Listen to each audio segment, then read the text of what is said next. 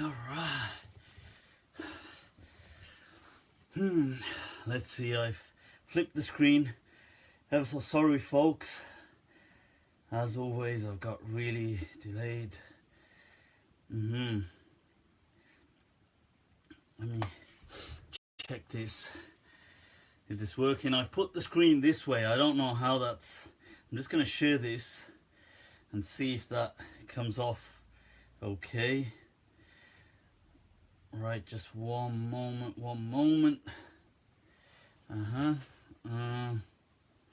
Just going to my page. Wa alaikum assalam. Alright. So, I don't know whether... Just one moment. Let me check. How does this look on the... I'm going to share it now. So, oh, where is it? Ya salam. Here it... Yep, there it is. I think it seems to be okay. I'm just trying to... I think so. Does it? I think you can see me all fine. Yeah. Just going to share this to my page.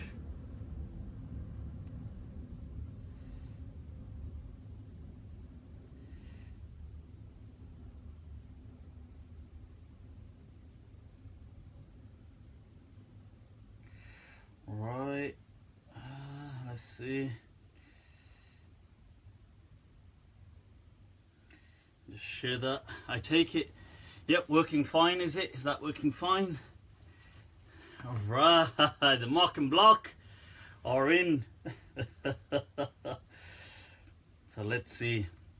Ahlan wa sahlan, inna alhamdulillah wa kafah, wa salatu wa salamu ala rasulih al-Mustafa, wa ala ibadi alladhina irtada, wa man bihudahum ihtada, wa bi athari ahli al-Madinah iqtafa, wa ba'd.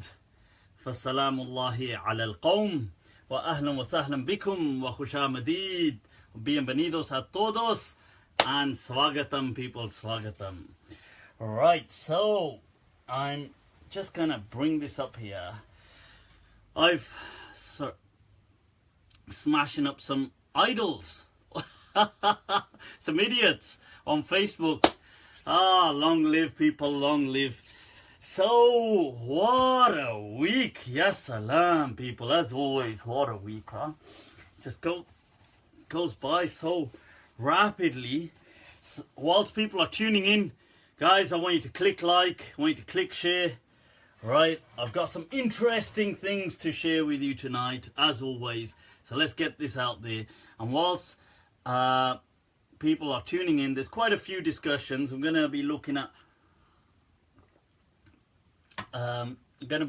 also this online thing to do with the tragedy in Ghouta. I want to look at some of the questions that have been submitted, some interesting ones. Some I've handled before, others people are asking. Well, let's see. Some ahadith they want explanations on. Then I've had just fresh come in, people, fresh. Have I had an attack on me just coming in fresh? Ya salam. Ya salam. I believe that there's been a fresh attack that's come in on me, so I'll be responding to that. You know I don't disappoint on these things, people. So somebody just shared a live public message by Sheikh Hamzah Maqbul, who I do respect, and but he making an attack on me, ya salam, but then covering it up with some nice words. So now I just, you know, my policy. My policy is straightforward, people. I have a straightforward policy that one of my I'd like to consider him my teachers, like an indirect teacher at the very least, but somebody who I had a good relationship with, Maulana Yunus Nomani Sahab. They used to come to the UK. He was a debater from Pakistan. Awesome guy. amazing, very different in his outlook in life, but for some reason took a very good liking to me. Surprised, beats the hell out of me. Why? And he used to say that hum logon ko nahi chhedte, but that we don't provoke people, we don't target people, but jo hame chhedta hai usko chhodte nahi hai. So whoever provokes us or attacks us, them, there's no rest, there's no escape for them. So my humble friend and beloved Sheikh, I'll also be responding to tonight. Ya salam. Mwah. As always, much love. Done with much love, just in my style, that's all. So I've got that to, you've got that to slightly look forward to today.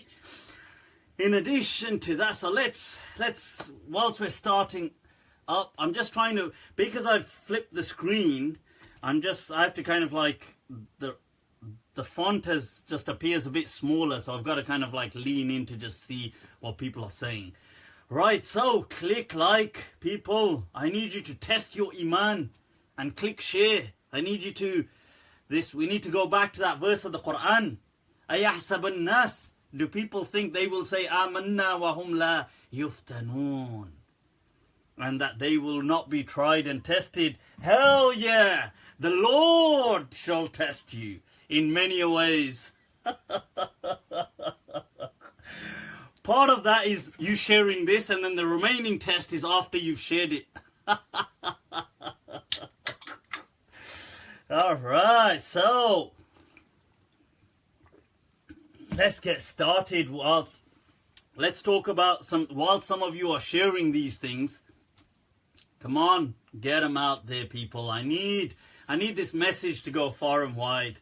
I need to make some tsunamic waves. Allah. You know what it is?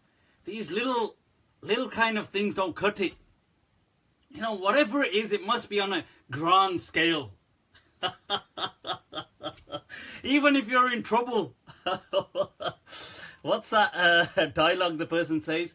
When somebody says to him, you're in big trouble, he goes, ye chota mota trouble mujhe suit bhi nahi karta. That this small kind of trouble, it don't suit me anyway. You know, I need something of a grand scale. So people, get this out there. Let's share it. Let's like it. Oh, look, whilst we're getting that, people, I'm on my next set of earphones. B.O. Play. Bang. Look at that. B&O, people. The new H9i. Awesome. So far, I'm loving them. I'm loving them.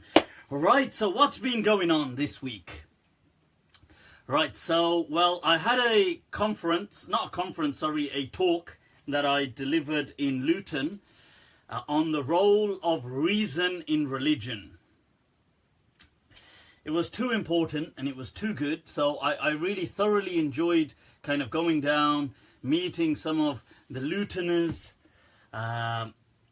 Great, you know, it's just good to sometimes, it's good to meet people, good to kind of share some of these important discussions. And people sometimes who I see on Facebook a lot, but I don't really know them. And right, I have no idea. People, keep your limited discussion, your other private discussions to yourselves. Right, those of you just tuning in, click like, click share. Are those headphones from the... Oh no, these are... these are class, people. You know what it is? This is like, once you get to Mufti stage standard, it's got to be of something different, something unique. But anyway, as I was saying, it's good sometimes. I'm on Facebook, I'm chatting to people, and it's good to kind of actually meet some of these people. For all I know, they could be computer generated, kind of. It could be artificial intelligence just leading me on. But it's good to kind of have a chat, to chill out. And the discussion was really important as well about reason and its role in religion. And for once, because a lot of people ask, when you say reason, what are you on about?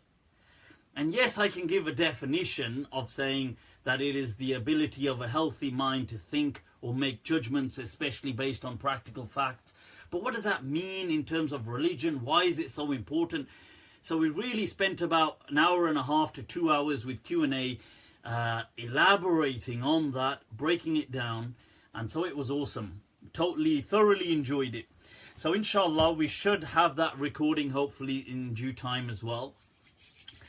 Alright, so guys, I'm still waiting for you to get this stuff out there. Get it out, share it, like it.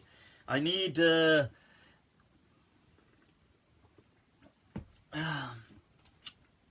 And what else has been happening? Well, you're all aware of... I shared a post recently to do with... there's the death of Sridevi. I mean, I never shared a post necessarily about... as a member of... Right, I've got no idea what somebody's saying there. But those of you just tuning in, ahlan wa sahlan, click like, click share, people. I'm only here to... Somebody from the Asian shout-outs. Alright, Asian shout-out. Is that it? Going down, people, going down. Right, so now this thing of...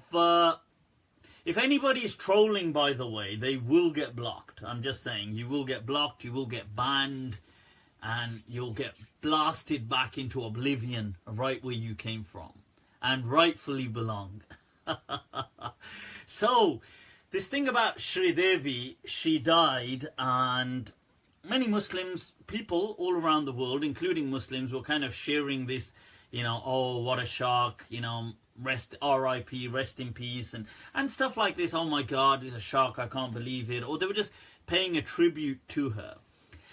So whilst that was happening, all of a sudden, the Iman, Allah, awoke in the other Muslims, which had been in a deep slumber, which had been sleeping longer than that of the people of the cave. And they awoke, Allah, to strike down upon these with the wrath of Allah himself. And they, how dare you, people are dying in Syria, God damn it, and you are sharing the death of Sridevi, and she's a kafir. And even if that's irrelevant, how many things have you shared about children and babies dying? And so this was the thing. So I saw this on a few pages, a few different, on my news feed, on my different things, and right, okay, that Shah Islam just got blocked. Mock and block crew, you're too slow, you're too slow. I need you on it, you understand? So, right now, the thing is, yeah, so I saw this on a lot of posts, and it started to bother me. I thought, you know, God damn, here are Muslims at it again. So then what the hell, I had to make a post on it. I had to explain that, look, first of all, just take a deep breath, people. Take a deep breath. Okay. Breathe with me, people. Breathe with me. This is it. Tanaffasu ma'ya. So, the point is, look, stop guilt tripping. Stop trying to emotionally blackmail other Muslims. Right.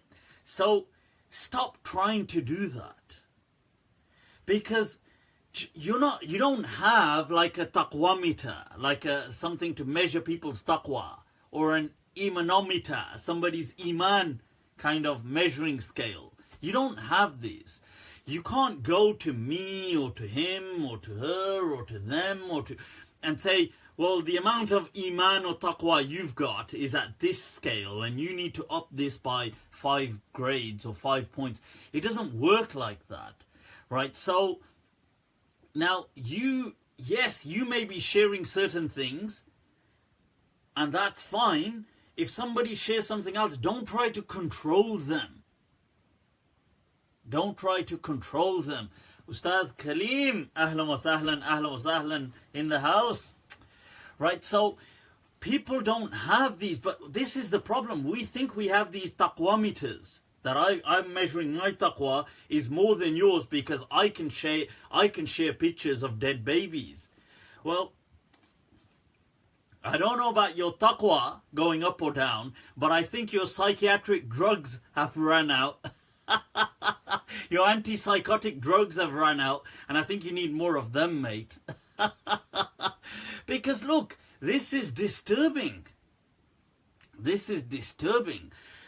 Because when people share pictures of dead babies and children starving, that has a massive impact on the psyche of the viewers. Like if I hate seeing pictures like that. Honestly, I hate seeing pictures like that. I don't want to see a picture of a dead baby all kind of shot up or kind of, you know, torn to smithereens because of a rocket. And I don't want to see that. Nobody wants to see that. Now, obviously, if you see it, it's going to upset you. If you're a decent human being, or even if you're just a human being, as long as you're not a categorical psychopath, it will bother you. Now, what makes it worse is that you can't do anything about it. A helplessness. You see, like, if I see a picture of a starving child, now I wanna do something, but I can't. I'm helpless. Everybody watching this is almost helpless. What do you want us to do? Now, you could say, yeah, you can protest. You can create an awareness. Right, yeah, good, okay. You can send money to charities. But let's be honest, it's not going to make a substantial difference. It's not, because this has been going on for years. People have been protesting and sending charity. And sometimes people don't trust charities. And sometimes people don't, you know, they protest, but the governments don't care. They don't do anything. So, what are these people now? I've just seen photos of dead babies. What am I supposed to do with that now? Where do I go with that?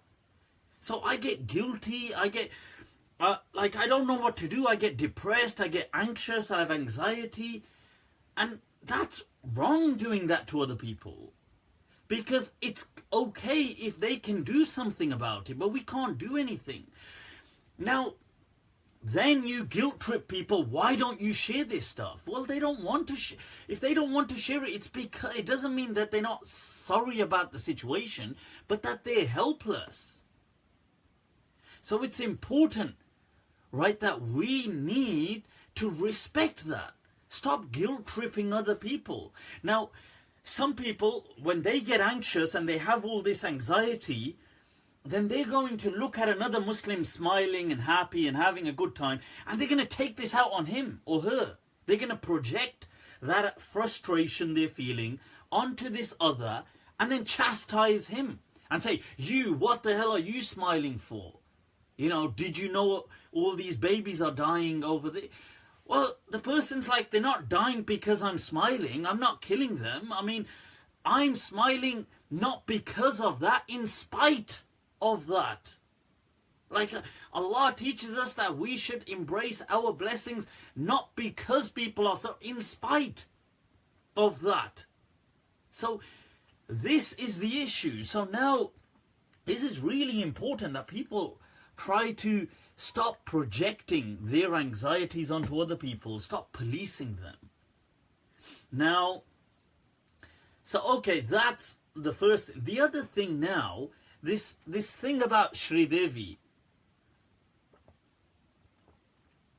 You see, you have to imagine that those people who are a bit, you see, those people who are young, like really young, and I suppose younger millennials and people younger than them, I suppose they, and if they were never into things like Bollywood, they wouldn't really know this actress, or maybe they've just heard of her, or they don't really, but you've got to imagine, it's the same with any actor, celebrity, or anybody like this. If they've been a key person in your life, if they've been a key person. And that doesn't mean that it just means that they're a figure in your life. Now, people, if I watch somebody constantly growing up, I feel at subconscious level that I know that person. Now, I know that sounds bizarre, but it's true. It's like I feel like I know them, even though they totally don't know that I exist. But I would feel that because I kind of grew up always watching this person, let's say. So it's like I know that person as a figure in my little world. Now, when somebody suddenly dies, what it does is it kind of gives a shock to the psyche, because a person questions a lot of things around them, because they question their own mortality, the permanence of this world, the fact that, whoa, and especially if somebody rich and famous dies, because you kind of have this illusory perception that they're protected by wealth and all the best medicines, and not that they're protected from death, but that they're protected from an untimely death. You have this kind of perception. Now, what happens is when these things, when these things happen, it surprises people, shocks them. Surprising ain't the right word, shocks them. So they might share something as a tribute. This is their equivalent of a kind of mourning process that they're going through. And because they don't have to do anything, it's not like a picture of a dead baby or a starving children. Sridevi doesn't expect them as I'm using her as an example. This could be anybody. There's nothing to do there apart from just help yourself get over it. So people might discuss this with somebody like Robin Williams. He died a while back, committed suicide.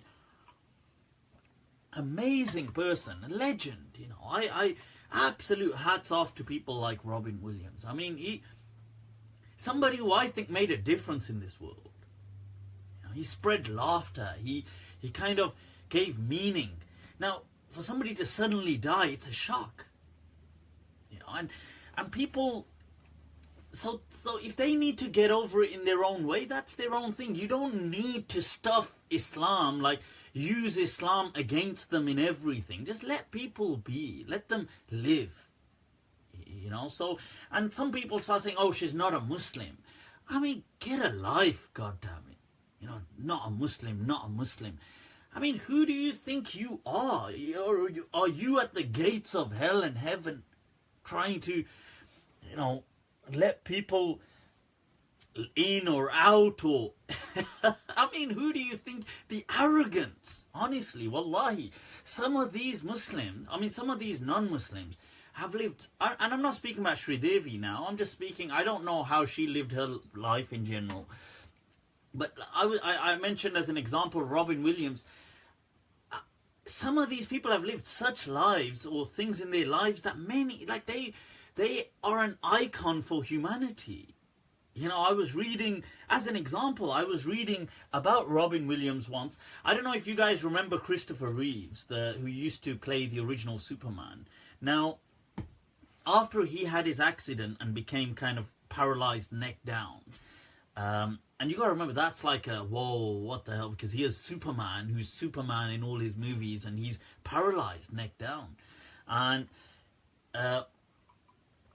do you know, I was reading up that Robin Williams went to visit him a few weeks after his operation. It'd been probably 2-3 weeks, and he was paralyzed, and he went dressed up in those scrubs and covered his face as a doctor, and he spoke with like a Russian accent, and he walked in and he was speaking to the kind of nurses and the doctors, acting as though he's a Russian doctor.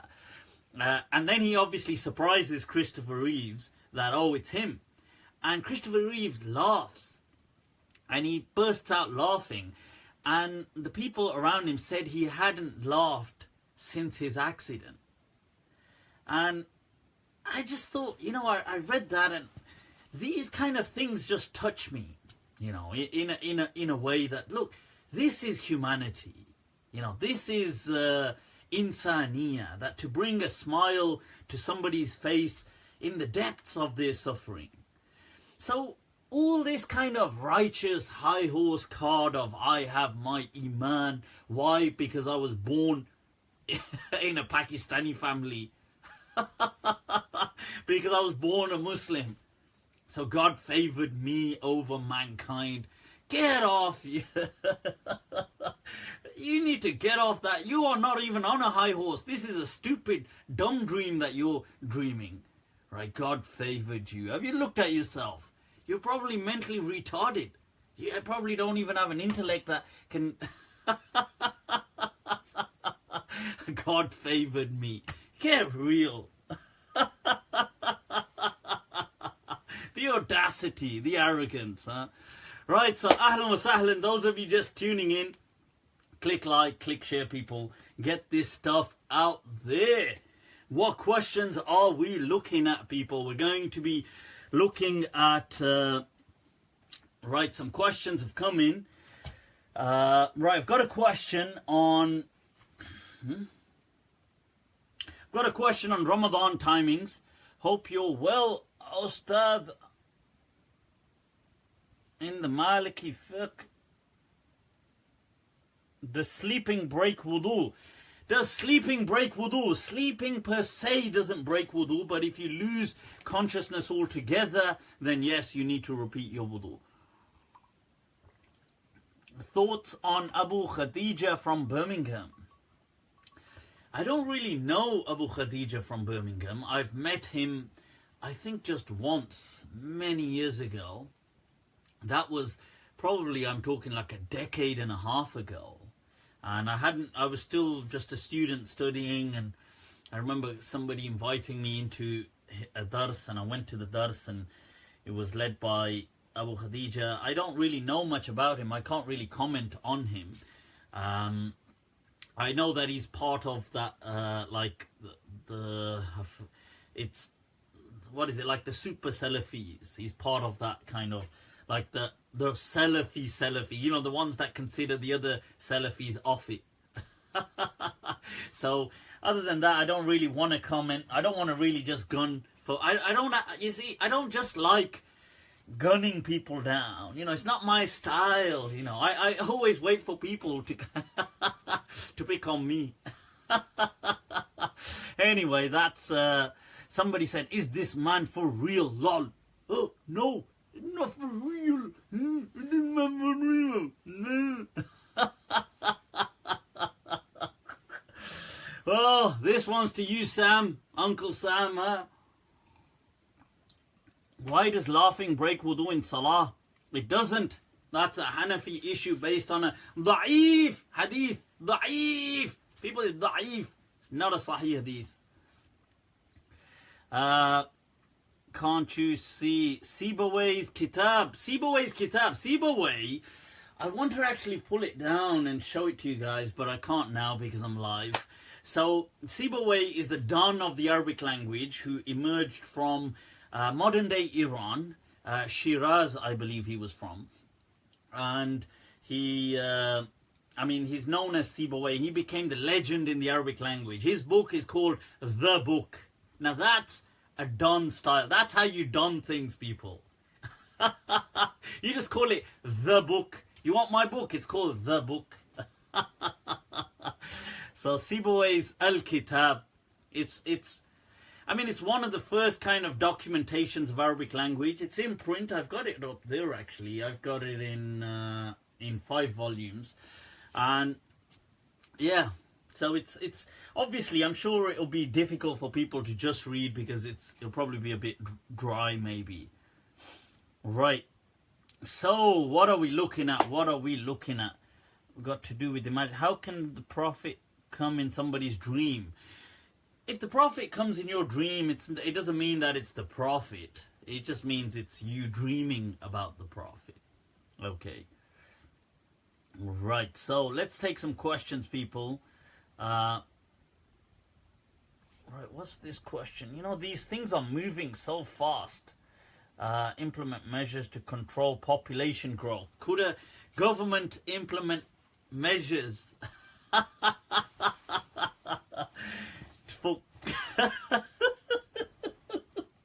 to reduce population, a Muslim government, for example, they have a campaign. Like, guys,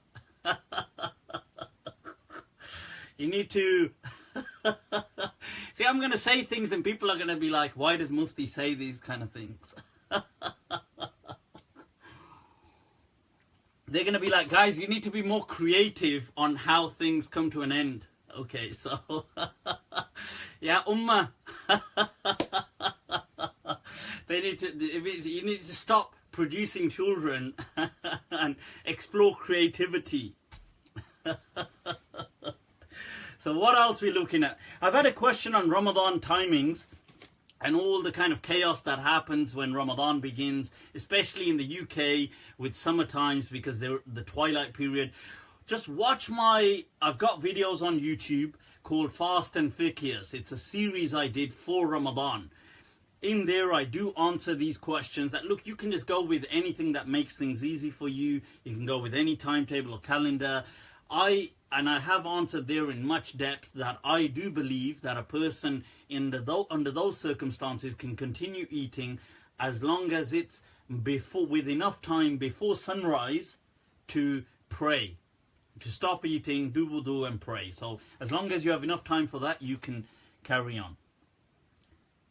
How did Jesus resurrect the dead? Allah, my Savior, Jesus Christ. Don't you think some Muslims have overdone this Jesus Christ thing? You know, like, sometimes I forget whether we're Muslim or Christian. The position that some Muslims want to give Jesus is so shocking. That, like, hallelujah, Jesus Christ our Savior.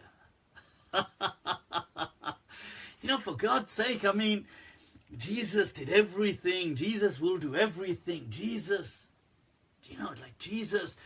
I mean, Jesus is an amazing, beloved prophet of Islam. But these people give him godlike status, man. They say he'll do more things than God himself does on earth. It's like, am I the only person thinking, are we Christians? Should I be kind of like...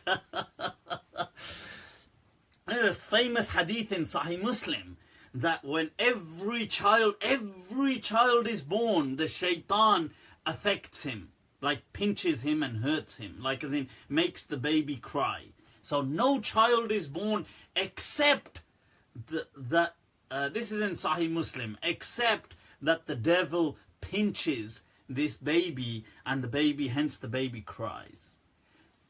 Except who? Guess. Is it the Prophet Muhammad sallallahu alaihi wasallam? No. Except two people. Guess who they are? One, our Savior, Jesus Christ. And two, his beloved mother, the mother of Christ, Mary. I mean, this is in Islamic books. I mean, what? Am I the only person thinking, is that like straight out of a Christian text? Seriously, we need to do a bit of house cleaning, because this kind of stuff is nothing but pure Christian material that has made its way into Islamic literature. How did Jesus bring the people from dead? He didn't bring the people back from the dead like that. And death has many, there's variations of death. There's clinical death, like brain death. And then there's death which is perceptible to people. So for example, there are countless occasions of people drowning and having remained underwater for hours, yet they are brought back to life through CPR. I mean, that happened. You just have to Google this. So you could swear that, look, if you were underwater, let alone for hours, for minutes, you'd be dead. So is the person dead? Yes, you would say from one angle they're dead because they've stopped breathing. They've been underwater, they've drowned, as an example. But are they brain dead? So people do come back from the dead like that, to speak. They're not actually fully dead, but they may be perceptibly dead. So people may think they're dead. And hence in the past, you had these Christian ceremonies, I mean, which you still have today, of the wake. in many parts, in some parts of the Christian world, what they would do is, because they had so many cases of the dead coming back, like once they put them in the coffin, they would wake up. That would be a nasty surprise, isn't it?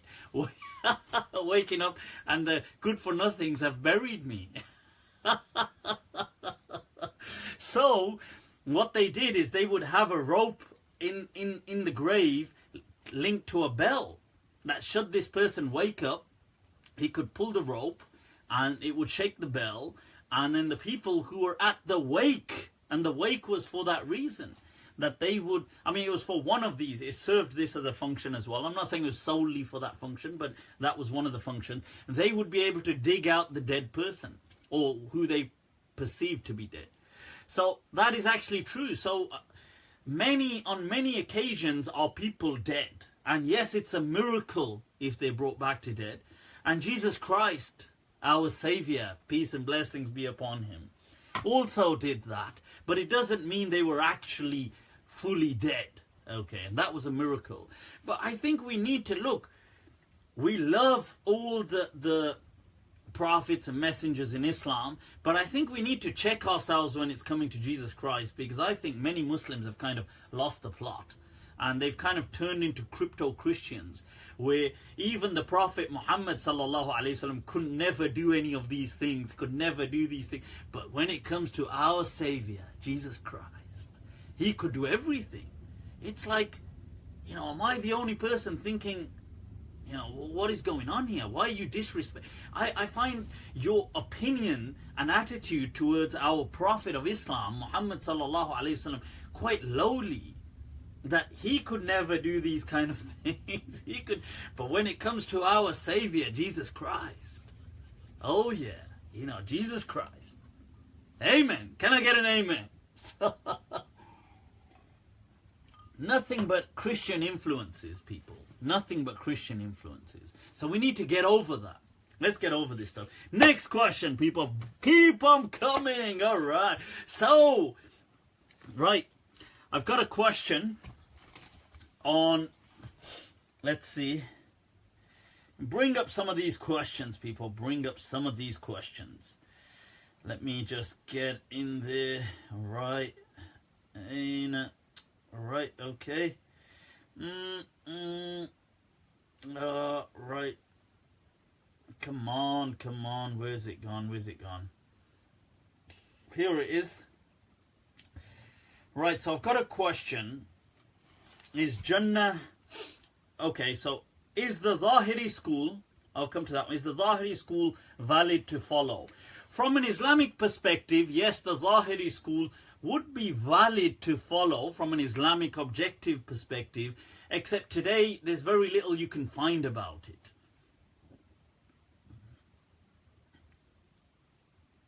Right, so today there's people like Imam Ibn Hazm were legends and they have a lot of works, but because you can't find a lot of people teaching it and stuff like that, it's difficult in a practical sense. Is Jannah under the feet of women?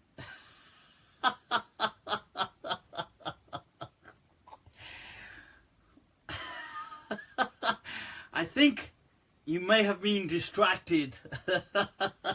Some people may have been distracted while trying to ask these questions. I think some people may interpret that in other ways.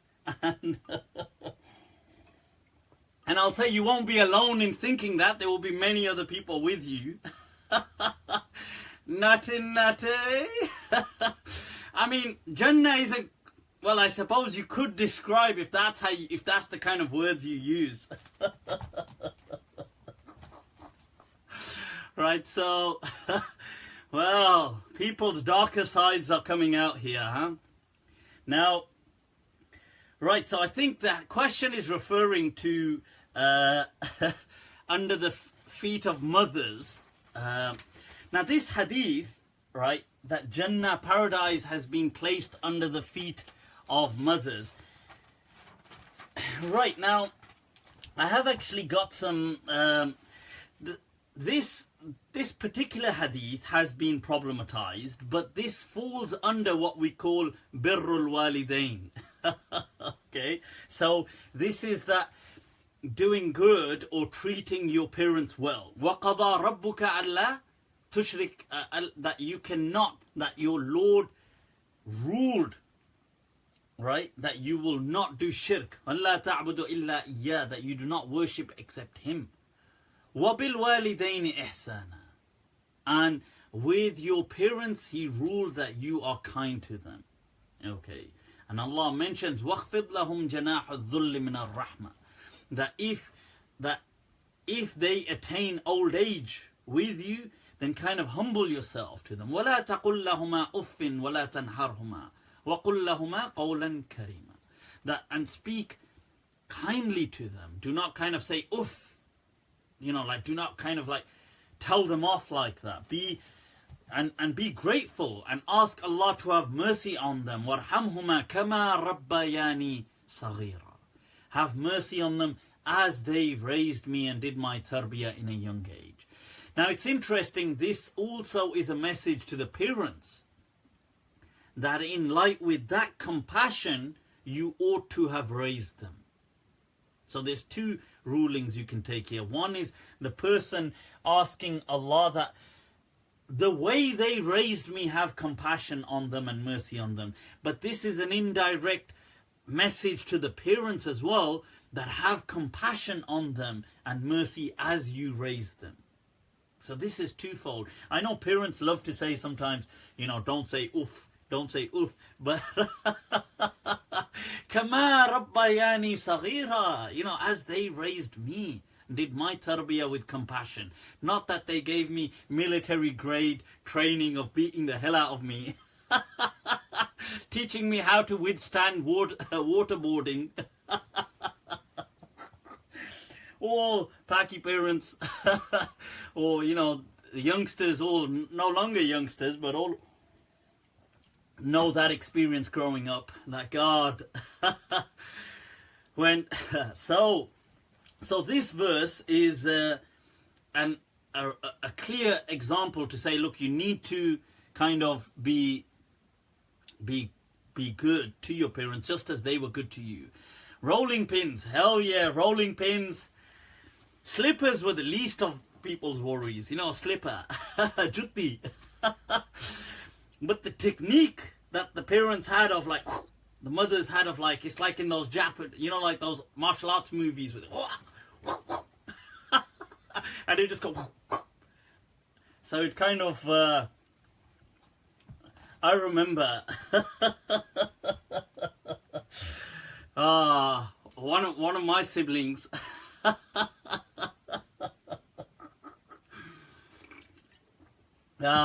we went through hell, I tell you. So I remember one of my siblings got they got like a special, as you can say, the special kind of treatment. But then I remember my mom threw this jutti that went right at it went at my sister, and she ducked and it broke the glass window. And then she got double beats for that. That why did you make me break the window? God, this is why at a young age you become a philosopher then. You're trying to fathom all of this, like, you're trying to attribute causation and all of these. You're having all these kind of philosophical discussions at a mental level. So, God, so this is why, and hence I became a philosopher at a young age. So, moving on. So this hadith anyway of Jannah tahta aqdam al-ummahat, it is transmitted by a few companions, including Anas and Ibn Abbas, in books by Khatib al-Baghdadi, al-Jami' li-Akhlaq, al-Rawi, and Suyuti in his Jami' al-Saghir. But this is actually a weak hadith. There is a slightly stronger narration in the books of Ibn Majah, Nasa'i, Ahmad, At-Tabrani. Hakim says it's Sahih, and Dhahabi agrees. And that's that a companion by the name of Muawiyah ibn Jahimah comes to the Prophet ﷺ, and he says, I was thinking about going to battle and I thought I'd ask you. Astashiruk, and the Prophet says, Hal laka min do you have a mother who's alive? And he says, yeah. And the Prophet said, فَإِنَّ الْجَنَّةَ تَحْتَ رِجْلَيْهَا, that Jannah is beneath her feet. So this riwayah is more sound, but it falls, the meaning of this hadith is sahih, and it's to do with serving parents. It's not obviously a physical kind of thing, but it falls under the verses of the Quran that وَبِالْوَالِدَيْنِ إِحْسَانًا, and doing good onto your parents. Okay, so it's definitely a correct ruling. So it's not, so it's to do with paradise lies at the feet of the mothers, not necessarily just saying at women's feet, as the question I think kind of said, but nevertheless, I'm sure many people can understand that too, but that's not the question at hand. So, the next, right, I've got another question. I'm thinking, well, people, the refutation. Should I look at the Should I look at the refutation? Or we'll give that a little while, and then we'll go into the refutation. There's been a refutation on me again. God, why do people try to refute me? It beats me, seriously. So, this one is about the Maliki Madhab, and I'll come to that. Somebody's asked a question that, did Jesus not speak in the cradle, and is that not a miracle? First of all, did Jesus actually speak in the cradle? Says who? He spoke in the cradle. Because you're going by the understanding he was a little baby and he spoke in the cradle. First of all, it says nothing like that in the Quran. So in the Quran, if you're looking at the surah, it mentions the verse that they are addressing Mary and asking Mary some questions. It doesn't say what the questions are, but it mentions that they're addressing Mary, asking her. فَأَشَارَتْ إِلَيْهِ, she points to Jesus. فَقَالُوا كَيْفَ نُكَلِّمُ مَنْ كَانَ فِي الْمَهْدِ صَبِيًّا. So 2 points here. First of all, they say, why should we speak to somebody who was? So people like al-Alusi and all these mufassirin have said they were speaking, referring to the past. Who was? Kana fil mahdi sabiya. Even if you go with that understanding that he's young there, he's a sabi, they say. Sabi is not a tifl. A sabi is at least, a tifl is like a toddler. A sabi is a young boy, could be anything from, let's say, 4 to about 9, 10, that kind of age, if you are going with that. But that doesn't really, in my understanding, make sense, because they are saying man kana, who used to be a little boy. And they're kind of looking down on Jesus, saying, we don't want to talk to him. He was just a little boy yesterday. That's what they're saying.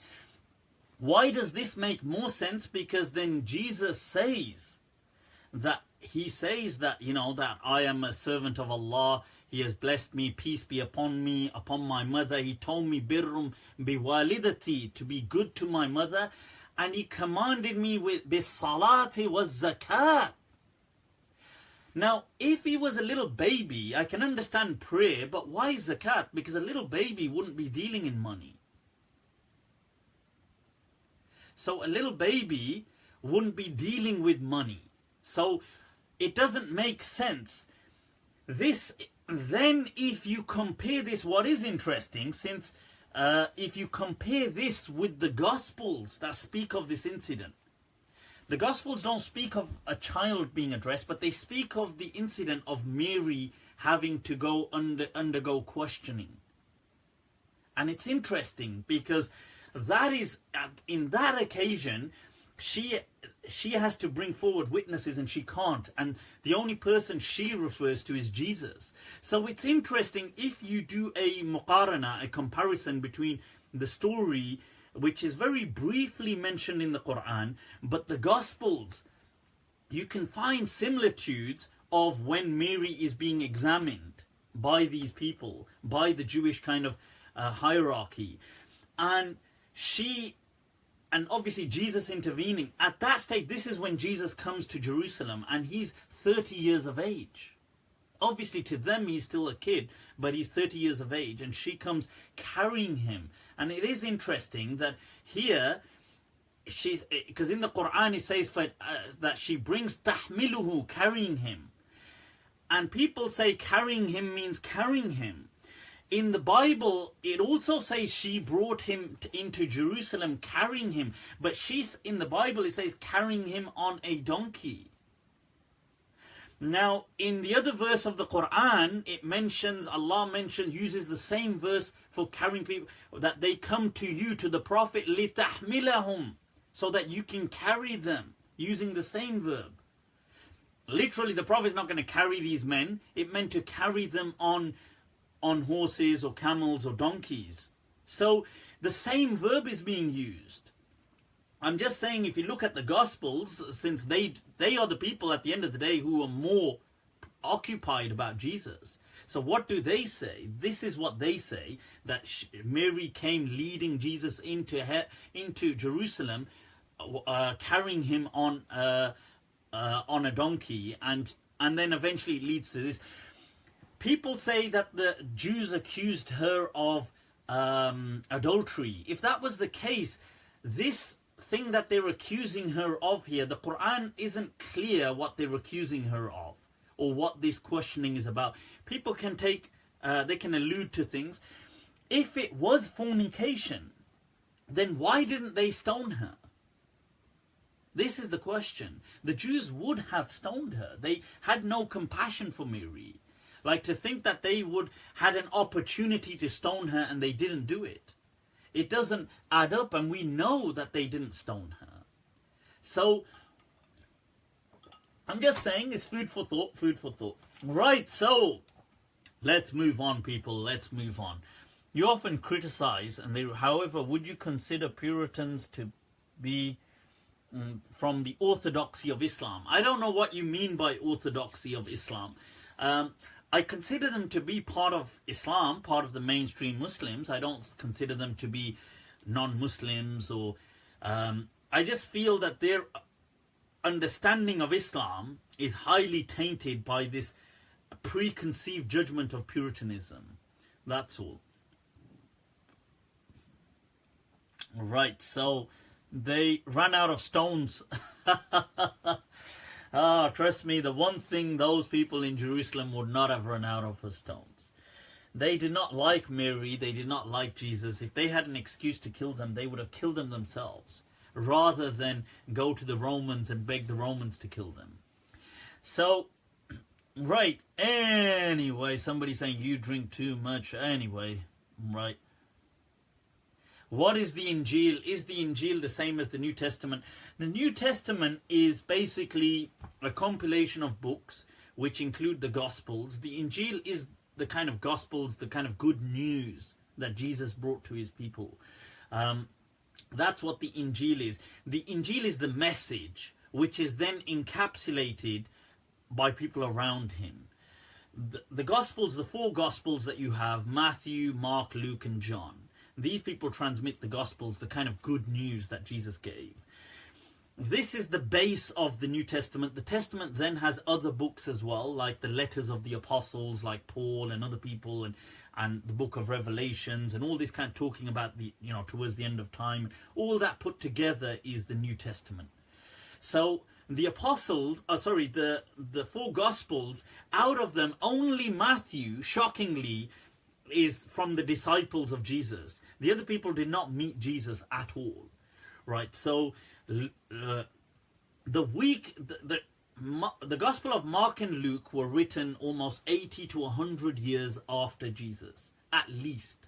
Okay, they were written anonymously, and then they posthumously kind of ascribed to Mark and Luke.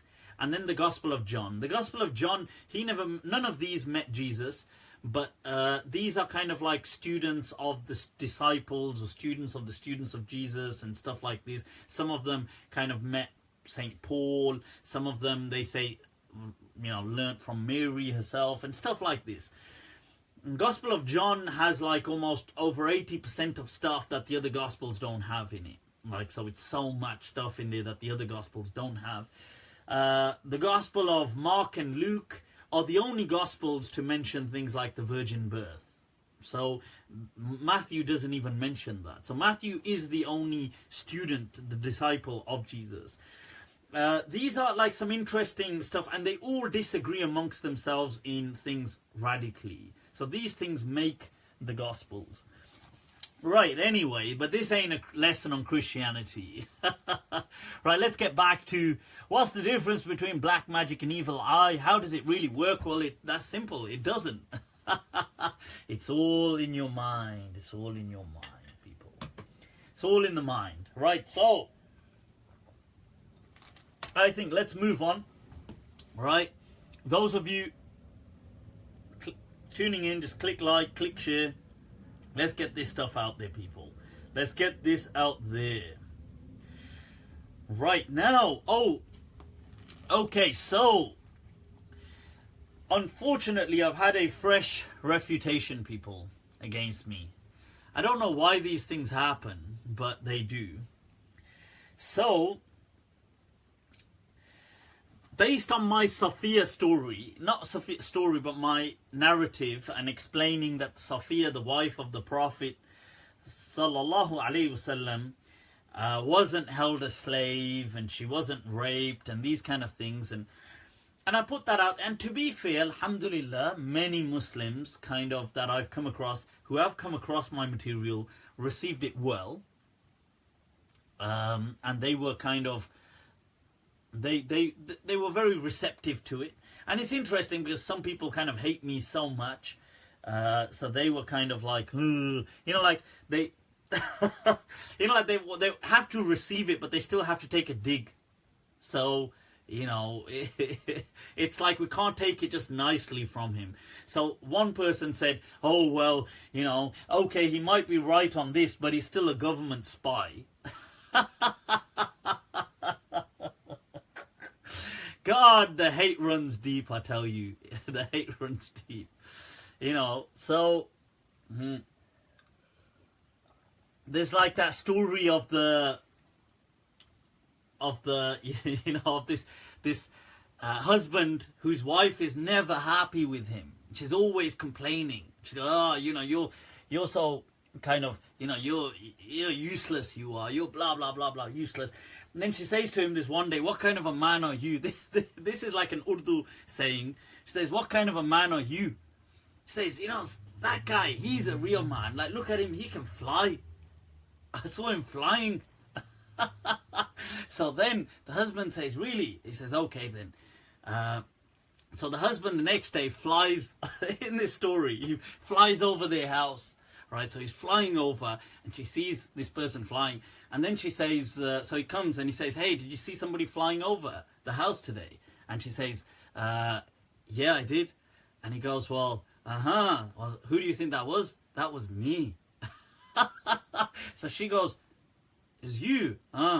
She goes, no wonder one of your legs was bent. So this is the kind of, you know, some people you can't please them. So anyway, and some Muslims surprisingly are still problematizing this is the shocking thing. Check this out, folks. So they say, oh, you know, you said this, you said that Sophia, the wife of the Prophet couldn't have taken her as a slave or married her there and then because she had to sit an iddah, which is a verse in the Quran, you know, الَّذِينَ يَتَوَفَّوْنَ مِنْكُمْ وَيَذَرُونَ أَزْوَاجًا. But this refers to Muslims, and she wasn't a Muslim. You know, it surprises me that, look, first of all, it doesn't, me telling you this narrative bothers you, and you find it can't settle well with you. But what does settle well with you is that the Prophet allegedly just snatched her and raped her that night and held her. That settles well with you. If that you don't have any qualms in problematizing, this you find a problem. Oh, but you know, this is for Muslims. Well, did the Prophet marry a non-Muslim? Is that what you believe? Because everybody says that she was a Muslim when the Prophet married her. So if you're saying, yes, the Prophet snatched her on that night and she embraced Islam, and then the Prophet, well, the moment she embraces Islam, do the rulings of Islam not apply? And then people say, oh, but we want to go with this ruling that, oh, for captives, they don't need that kind of an iddah, waiting period. They can just wait one menstrual cycle. Well, even, first of all, that's absurd because it goes against the Quran. Secondly, even if you accept that, what, she did all of that on one night or in 2 nights? What, let me get this right. She, first of all, husband, all this, people are dying, she embraces Islam, becomes, goes through an iddah, has a menstrual cycle, then marries the Prophet, all this in one night. Why are you trying so hard to prove this narrative? I don't get it. Like, whose side are you on? You know, you're working so hard to prove this kind of lowly opinion against the Prophet. I don't get it, why? But anyway, so in response to that, some people got upset because on there I mentioned that because many of the Prophet's marriages were not witnessed. And people like the school of Medina, the whole Maliki Madhab, says you don't need witnesses for a marriage. You only need witnesses, or you can make an announcement before the marriage is consummated. So some people go, oh my God, what's this guy saying? What this guy saying? So they have this kind of like heart taqwa attack because their taqwa is above that of the Prophets, obviously, right? So, you know, their kind of Islam is to another standard. Obviously, the Prophet, and not like the Prophet and the companions or Imam Malik can meet their standards. So they're like, oh my God, that doesn't meet up to my standard of Islam. So somebody tweeted Sheikh Hamzah Maqbul. This is not Sheikh Hamza Yusuf. I don't want you to mix this up with Sheikh Hamza Yusuf. This is Sheikh Hamzah Maqbul. Hamzah Maqbul. He's an Indo-Pak scholar from Chicago, I believe. Maliki, although, you know, very kind of, still very Deobandi influenced. Strongly Deobandi influenced. But, I mean, I respect him, and I actually have a good, healthy, you know, friendly, I think, relationship with him. I think. This is what I think. From my end, I mean, he's been here, he's been to my house, I've hosted him, we've taken care, you know, he's visited, he's chilled out with us. We've had a good laugh, and he's actually got a good sense of humor. So, I respect that. But somebody asked him, what is the position of witnesses in a nikah in the Maliki Madhab? This is on Twitter. Are witnesses mandatory? It is being said that the Malikis say that a public announcement of nikah is mandatory and witnesses are not mandatory. Wa alaykum as-salam. So Sheikh Maqbul responds, who said that? Right, fair enough, okay. So the person says, a student of Mufti Abu Layth al-Maliki. So at this stage, our beloved Sheikh Hamzah Maqbul makes what I would call a mistake of trying to go out, trying to lash out against me in saying, Maum Apun, that's Apun people, Mufti Abu Layth al-Maliki, is as Maliki as Lawrence of Arabia is of Arabia. Oof.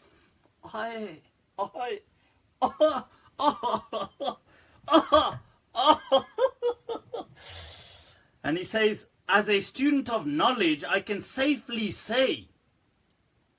Now, wait there. As a human being, I enjoy hanging out with him. Meaning, the guy can chill, he can have a laugh with you. As a student of knowledge, I can safely say he doesn't represent the Maliki school in any form I'm familiar with. Oof. Mar dala. Hi. Hi, Mary Jaan. Itni berukhi. Hi. Itni bedardi se. These people. As Maliki as Lawrence of Arabia is of Arabia. Hi. Well, witnesses. He's shocked to this question. He's shocked. Okay. Well, as the poem goes, that Naghma-e bulbul-e sheda to suna has kar, that you may have heard the song, the beloved song of the nightingale so happily. Ab jigar tham ke baitho, meri bari aayi. Now brace yourselves. It is my turn to speak, people.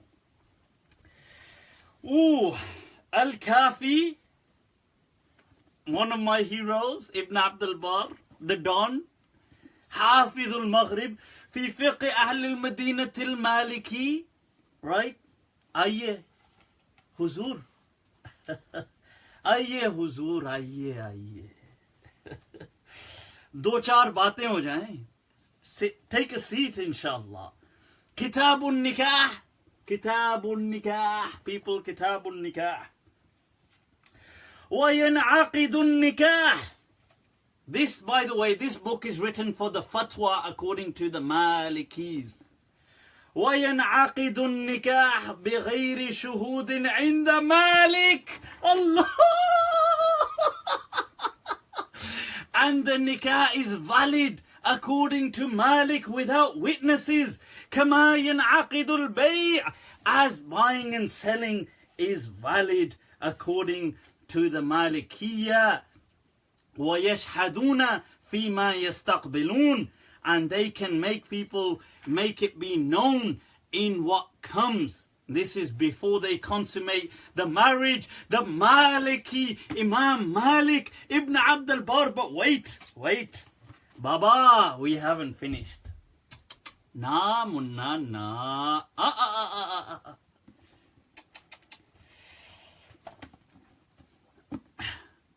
Al-Jami'. Right, these people, I want you to take a look at this. This is, you've got a book of Abu Bakr ibn Yunus as-Saqili, the Sicilian. It is known as the Jami' in reference to the Mudawwana. His book was referred to as the Mus'haf of the Malikiyya, the Quran of the Malikiyya, it was referred to as. By the way, and I don't mean this as disrespect, but I remember when Sheikh Hamzah Maqbul was here, and we spoke about the Jami', he'd never even heard of the Jami'. He didn't even, he said like, what is that? And that's only the Quran of the Malikiyya. But that's no disrespect. And I'm the one who doesn't know Maliki fiqh, huh? Rukiye. Don't hasten. Dhire. Let's take this slowly. So, from the Mudawwana, min al-Mudawwana, people Mudawwana. قال Malik, وَمَنْ تَزَوَّجَ بِغَيْرِ بَيِّنَةٍ. Whoever married without any witnesses or documentation for it. عَلَى غَيْرِ إِسْتِتَارٍ. As long as it wasn't done on purpose to make this a secret marriage. مِنْ غَيْرِ إِسْتِتَارٍ. فَالنِّكَاحُ جَائِزٌ. جائز. فَالنِّكَاحُ جَائِزٌ. وَيَشْهَدْ. And he mentions فِيمَا يَسْتَقْبِلُونَ, that when it comes to the future, they can get witnesses, make an announcement. What he says, that هذا كله قبل البناء. This is all done before they consummate the marriage. Let's go on. Now, right, what does he say? Abdul Wahhab, he's quoting Abdul Wahhab al-Baghdadi. يصح عندنا عقد النكاح the nikah contract is valid according to us, Al-Malikiyah. Al-Malikiyah, people. It is valid min ghayri ishhad, without witnesses, khilafan li Abi Hanifa wa Shafi'i, as opposed to what Abu Hanifa and Shafi'i says, لأنه عقد من العقود فأشبه سائرها ولأنه معنى يقصد به التوثق فلم يكن شرطا في العقد كالرهن والكفالة. And then he says, if this is valid, then the hadith is only referring to a shartu kamal. He says, وَهُوَ شَرْطٌ فِي الْكَمَالِ وَالْفَضِيلَةِ. And then he brings a hadith from the Mudawwana, and Athar, وَذَكَرَ ابن وهب أن حمزة ابن عبد الله خطب إلى سالم ابن عبد الله ابنته فزوجه إياها وليس معهما غيرهما. And he married her off to him, and there was nobody else to witness it. Nobody except them. وقد ذكر مثل ذلك عن رسول الله صلى الله عليه وسلم. And that is what has been transmitted from the Prophet as well. When he married off a man, he said, ألا أنكحك آمنة بنت ربيعة ibn al-Harith. The Prophet said, should I not marry you to her? The person said, yes, Bala ya Rasulullah. He said, قد أنكحتكها. I have done the nikah for you. ولم يشهد. And there were no witnesses. And Ibn al-Mawaz from the Malikiyah says, وَقَدْ فَعَلَ ذَلِكَ Umar. And Umar did that when he married his daughter to Sauda min Urwa. أخبرنا به غير واحد. These are the dons of the Malikiyah, people, the Mus'haf, the Quran of the Malikiyah, Abu Bakr ibn Yunus. Let's go on. Ibn al-Hajib in the Jami' al-Ummahat. What does he say? What does he say, people? What does he say?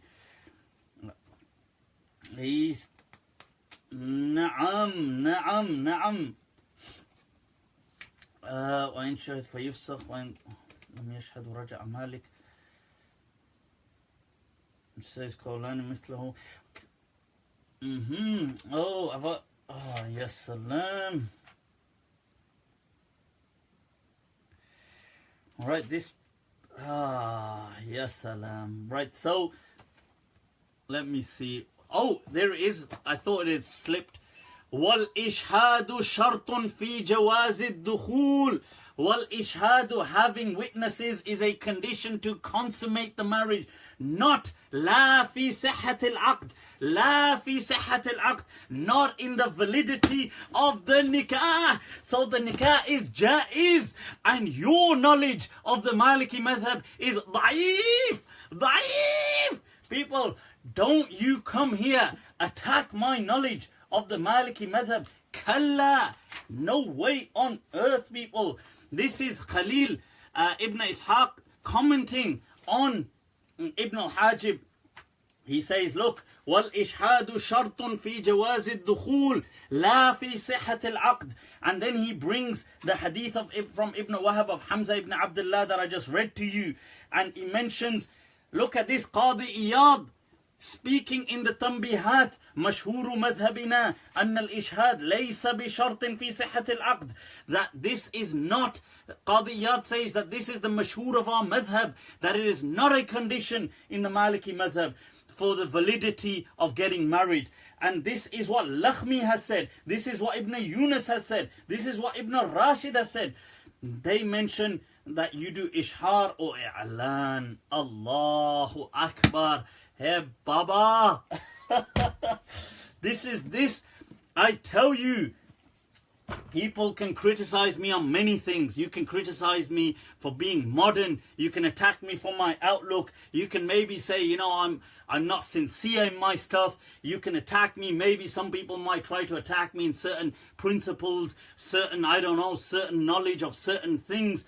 You may be able to bring certain things. What? People may even say this guy isn't even a Muslim. My iman. But don't you dare point fingers at my knowledge of the Maliki Madhab. Don't you dare do that. Right? I will shred your arguments to a million pieces. I openly welcome you to any discussion with me on the Maliki Madhab. We will very clearly see within minutes who is more well versed on the school of Medina. Baba, I've dedicated an entire portion of my life in passion to the school of Medina. Right, so to say I have no knowledge of the school of Medina, behave yourself. That falak ko kya para, this is what, as Dag says, Dag, the famous poet, ke falak ko para, dil jalon se kam nahi. That the heavens haven't messed with somebody so crazy. Jala ke rakh na kar dun, to Dag naam nahi. If I don't burn the whole thing and raise it to the ground, then you can change my name. This is the thing. So if you want to challenge me on my knowledge of the Maliki Madhab any day and every day, I'm sitting right here. So don't you dare say that I have, when the truth is we both know, and I don't want to attack you like this, we both know that your knowledge of the Maliki Madhab does not exceed a few books, that's all. You haven't even heard of most of these texts. I could guarantee that. Let alone I could name texts which I've got right here that you wouldn't even know that they're in print. So before people point fingers, please think, this one not nice, this stick to your Indo-Pak kind of audiences, those people, shalwar kameez, bud ding ding, good day, now what to do. Those people, they're your audience. Those people you can call out, they won't know anything about the Maliki Madhab, right? Stick to those people, those kind of still delving in their old debates of the Deobandis or the Brailvis or these kind of things. Right, but if you decide to tread these grounds, then tread softly, my friend. That's what I'd like to say. Because the next time, and I could have pulled out so many books here. This, yet, trust me when I say, I went lightly. I went lightly, yet, Sheikh. So, please, by all means, and of course, I enjoy chilling with you as well. I love that one, by the way. When people want to take a dig, they go, oh, by the way, I like the guy's humor. And then they'll just try to stab me with that. It's like, okay. Like, what you could say is, look, you could say, I disagree with this person's interpretation of things. You could say, this person's interpretation doesn't reflect the interpretation I'm used to. You could say that. But to say this person has no knowledge, and this person is as linked to the Maliki Madhab as Lawrence of Arabia was to Arabia, then behave yourself. Right, behave yourself. That's all I'd say. And let this be a lesson to these other fools that go running like this as well, to people like that or other people trying to find faults in my knowledge. Come to me. Apu nidari baitha hua hai. I'm right here. Come to me. Why are you running to these people to assess my knowledge? These people can't assess my knowledge. I mean, they themselves don't have that kind of knowledge. And I don't say that to kind of be arrogant. I'm just being honest. I just love honesty. That's all. So don't run to these people to assess my knowledge. Ask me. Humse poochiye. I'm sitting right here. So this is the thing. So I saw that today and I was disappointed, because I thought, wow, here's a person who I kind of, like I said, he came here and I was very respectful and he should have known by just visiting me and knowing that, well, he didn't even actually know some of these books existed when he came. Forget existed, he didn't even know of them. You should learn from that alone that, okay, this guy, I may disagree with him, but at least he knows his stuff. maybe he's wrong. Yeah, by all means. Maybe I'm misguided, by all means. But to say that he's ignorant, he doesn't actually know these things, he's making them up, then that is to mislead people. So, anyway, let's move on, people. Next question. So another one bites the dust. Keep them coming, people. Keep them coming. I'm all day, every day. I'm here. I'm ready and waiting. Right. So what's another question that we've got here? Let's take some other questions. He's a relatively young scholar, and I've got nothing against him. Like I began by saying, I was actually disappointed by hearing that he said this, to the extent that I actually didn't believe it. So when the person posted this live on my thing, saying that Hamzah Maqbul, Sheikh Hamzah Maqbul said this about you, I thought that that's this person's interpretation. But then they posted the actual screenshots of his Twitter saying this. That, I can safely say that basically this guy knows nothing, and he's as linked to the Maliki Madhab as Lawrence of Arabia is to Arabia. That was his actual wording.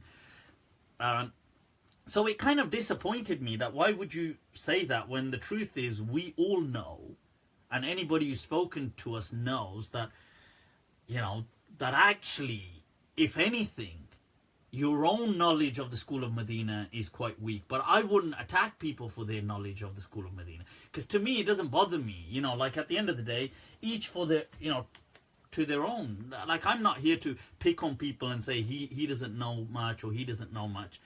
But it shocks me that they would say that about me. I was like, yeah, kamal karte ho yaar. It's like, this one not nice, this one. Why you do this one? why this kolaveri? Right, so anyway. Right, so let's move on. Let's take another question. Let's take some questions, people. Yoga. Is yoga permissible? Hell yeah, yoga's permissible. Yoga, nothing wrong with yoga, is there? I think the question is that people think that it's linked to Hinduism. It doesn't have to be. These things, we shouldn't be so fearful. We shouldn't be so fearful of our iman. Right? We shouldn't be so fearful of our iman, thinking our iman is going to be we're going to lose our faith as soon as we do something. Our faith isn't that weak.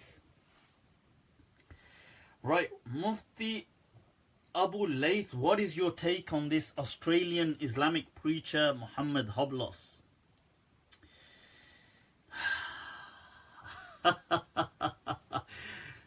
People are going to say, why is Mufti lashing out against people? I have made a post a few years, I think it's probably been, has it been 2 years now or something, or 1.5 years ago, about this Sheikh's particular lecture that you're asking about, where he's saying if somebody was basically he's giving a lecture where he's trying to encourage people to pray, but then he comes out with this analogy which destroys Islam, the whole of Islam, in 2 seconds flat. So basically what he ends up doing is helping the Islamophobes with everything they need. So he just says, look, who's a bad person? Is a murderer a bad person? Is a rapist a bad person? What about a paedophile? What about an alcoholic? What about a gambler? What about a drug dealer? What about this? And everybody's like, yeah, the bad person. So he says, okay, what if somebody was all of these things? Like he kills people, he rapes babies, he kills babies, he kind of drug deals and drinks alcohol, gambles, beats his wife, does these. Now check this out. To add masala, it's not enough. The tarka kafi nahi hai yaar. This is I need more spices here. So he says he not only does these things, he does these things on a daily basis. Daily basis. The guy's, he's killing people, raping babies, doing this, he's stealing drugs, he's doing on daily basis. Daily basis. He says, do you think that person is a bad person? And people are like, whoa, of course, what the hell? He says, that person, right, is better in the eyes of Allah than somebody who doesn't pray 5 times a day. Wallahi, and with that sentence, he destroyed any image or understanding, reputation of Islam. That is, first of all, that is so, oh my God, that exceeds the scale of BS. There is no, the scale of BS can't tolerate that anymore. It's like exploded, and exploded at a nuclear level. This guy just took his BS and took it to like a fusion bomb level, and kind of exploded it, and with it kind of took down all Muslims and Islam. And he thought, wow, you know, like I did a great job today, alhamdulillah. So I really went for this guy when he did that. So this video of his was viral, and I kind of made this post saying what a, you know, retarded thing to say, and people really trolled me for it, man. Wow, I was shocked actually. Australia, so many Australians just came out of nowhere. And they were like nutcases, man. Some of these people were pure extremists and defending his statement. And you know, when you click on their profile, just black flags and all kind of like ISIS sympathizers or people like that. And I'm not saying he is necessarily, I hope he's not an ISIS sympathizer. I don't think, he doesn't appear to be somebody like an ISIS sympathizer, but he definitely has several screws loose in his head. He should not be speaking about Islam. He's the same person in another clip speaking about what's so wrong about the Prophet's wife being a 9-year-old. People, please don't listen to the West. Please, please. Nothing wrong with a little child. It's like, you know, I'm serious that I think, you know, you're lucky I don't run this state. If I ran this state and you were a citizen, you would see what a tyrant is like. You'd see a very different side to me, people, if I had that kind of power.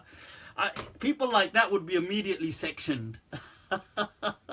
And they're in need of psychiatric help. Serious.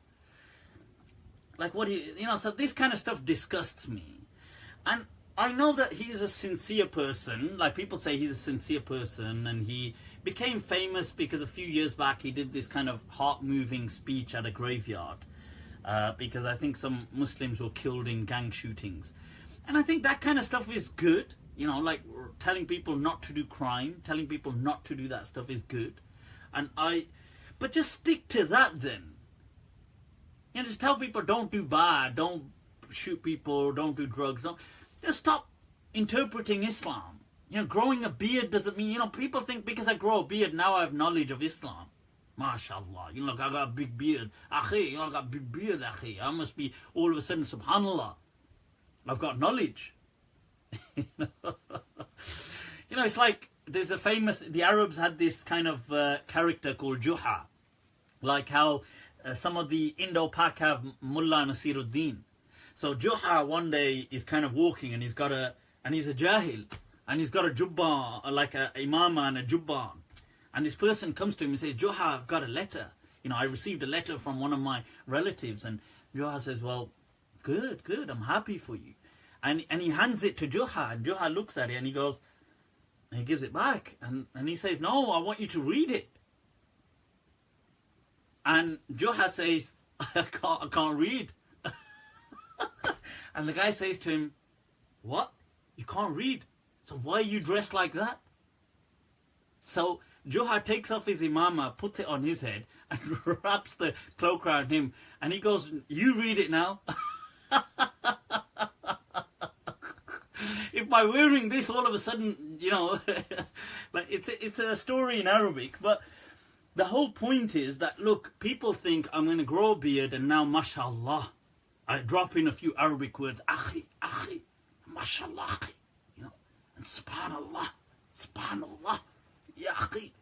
And so I don't really like those kind of preachers, you know, this kind of, to be honest with you, I don't like a lot of people, this whole preaching thing. It's not my thing, okay? And it's not only not my thing, I don't like it. I think these people truly damaged Islam, like if they helped Islam 10%, 20%, they damaged Islam in the process by 80%. And the problem is now people are having to undo their damage, and it's so difficult because they kept spreading dumb narratives of Islam that now it's too well known. Like everybody knows them. Now how do you change that? Now they themselves probably think, somebody told me the other day of Muslim who was in trouble for I don't know if he was actually a pedophile, but he was in trouble for kind of like child pornographic, all this kind of stuff. Muslim, this is a practicing kind of like like a young Muslim, and he openly, very confidently just said, look, this is no problem, because in our religion we're allowed to kind of look sexually at children because the Prophet married a child. This is what the person said. He said that wallahi, that this is actually happened. This is actually happened in the UK. This isn't a actual case where the person said, but he said, well, what's the issue? He said, no, I understand your culture, but and it's not like the person's mental. He's not mental, and he's actually kind of like, I think, religiously inclined. He said that, but in Islam there's no problem because the Prophet married a child, so there's nothing wrong with like looking sexually at children in our religion. Now, who's to blame? Obviously, this guy's a twat, an idiot, right? For saying these kind of things, and for those kind of thoughts, or for these kind of actions, he needs to be in serious trouble. But tell me, what about all these people that have been teaching him this narrative? Why are they okay? Like, because they've been teaching people it's okay. Oh, no, it's okay. It's okay. The Prophet did it. What do you mean the Prophet did it? So this is why I don't like these kind of preachers anyway, because these preachers really, wallahi, very few preachers. There are some preachers that I do love. Totally love them, and I've always loved them. And they, like people like Imam Siraj Wahhaj. Imam Siraj Wahhaj, legend. May Allah bless him, preserve him. The man, he not only did he have grassroots efforts, but he never ever tried to kind of misrepresent Islam. Never, I've met him on a few occasions. I've heard so many of his lectures. When he's asked things, he'll just say, look, I don't know. Like an amazing person, subhanAllah. If preachers were like that, alhamdulillah. But these guys, most of these preachers are only acceptable because they just dress in a particular way and have a big beard. And everybody thinks they must know about Islam. So yeah, so I'm not really keen on this guy. And it does disturb me that these kind of views that these people push are being more and more imported into the UK. It does bother me. Right, so I hope these people can have, and this is my message to even Hoblos, if he's watching this. This message may reach him. I would hope and pray that you change that part of your attitude, like this kind of what comes across as a belligerent kind of attitude towards things like, especially sexual side of stuff, like where you consider it not a problem for like like teaching openly Muslims to be loud and proud about the Prophet's wife being a child, and loud and proud saying this kind of nonsense. And I hope you correct yourself in the future. You say to people that, look, I got this wrong, please. If you've ever seen a video of me saying this stuff, I just got carried away. I didn't mean that. So that's my point of saying that. I hope that kind of makes sense. What was the name of the scholar who misbehaved? What is I don't know. Are you talking about this scholar that I'm speaking about? This guy is not a scholar. He's like a da'i. His name's Hoblos. But anyway, that's enough of him. Right. Let's take a look at some other questions. I don't really like this. I know a nice brother auntie thing. Would it be appreciative for some practical ideas, if I may ask?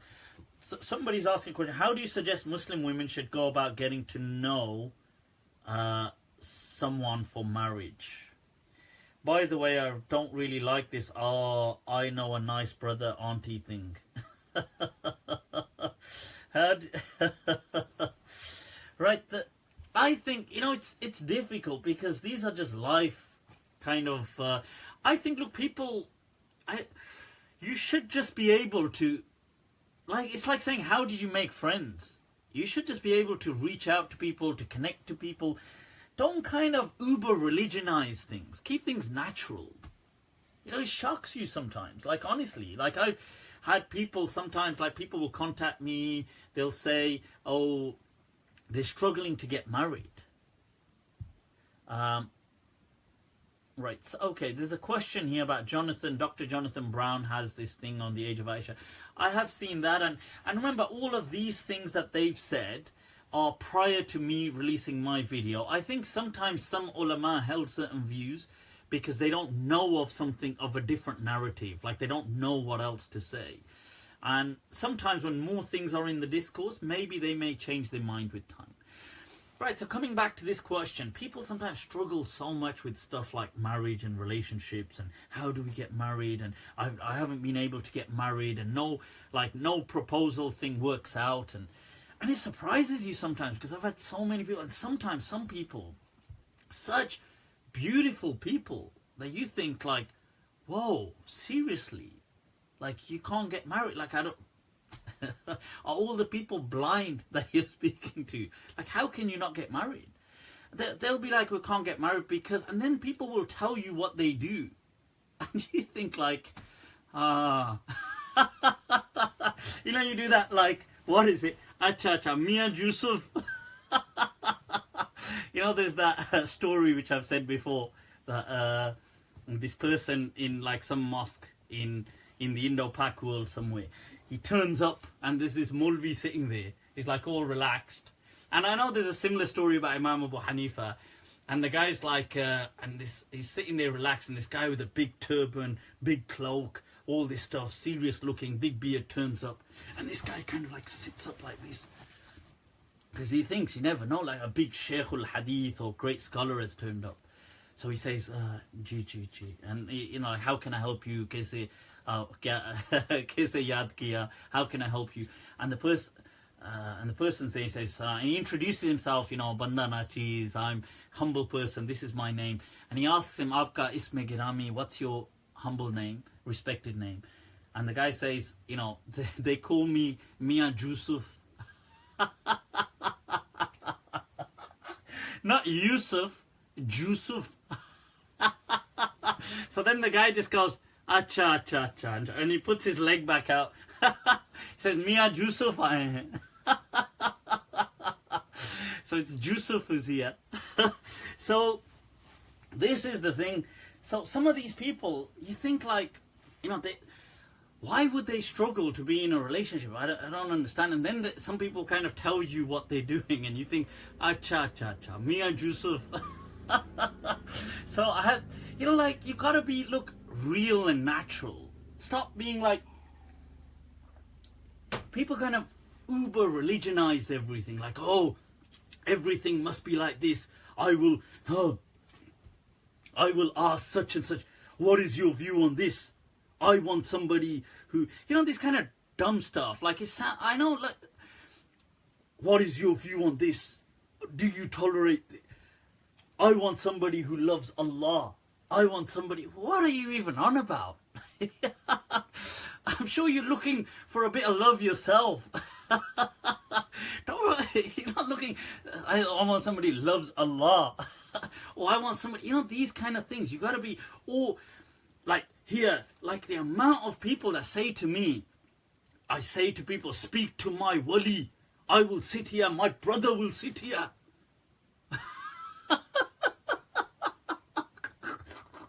Remember that picture? There was this meme going around with these like 3, 4 really big hairy guys, and they were like, oh, and it said something like, you know, when Fatima, like, she introduced me to her brothers, and but now I totally love her, we're all fine. And it said like one of them looks like that thing that chases you down in Temple Run.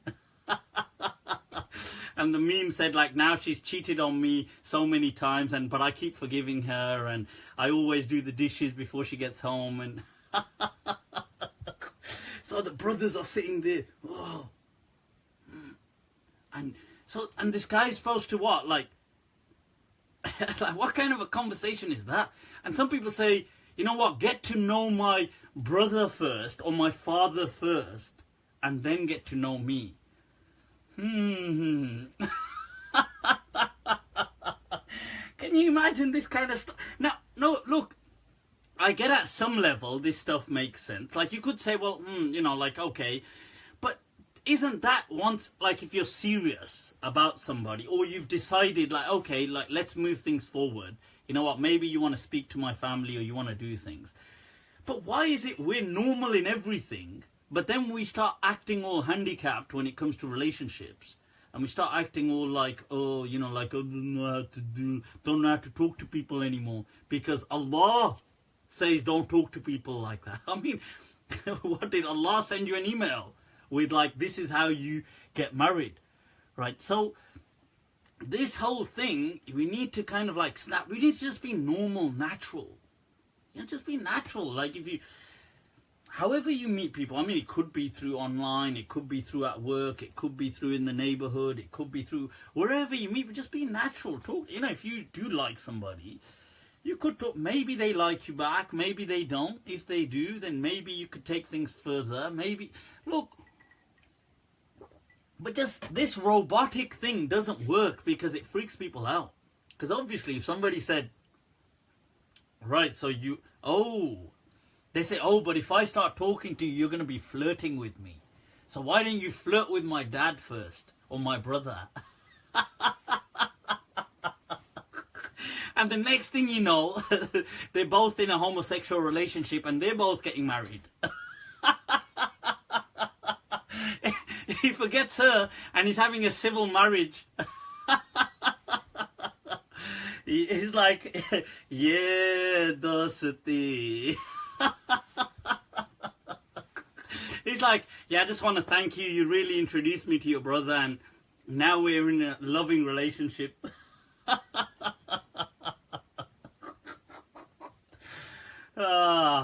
People are people.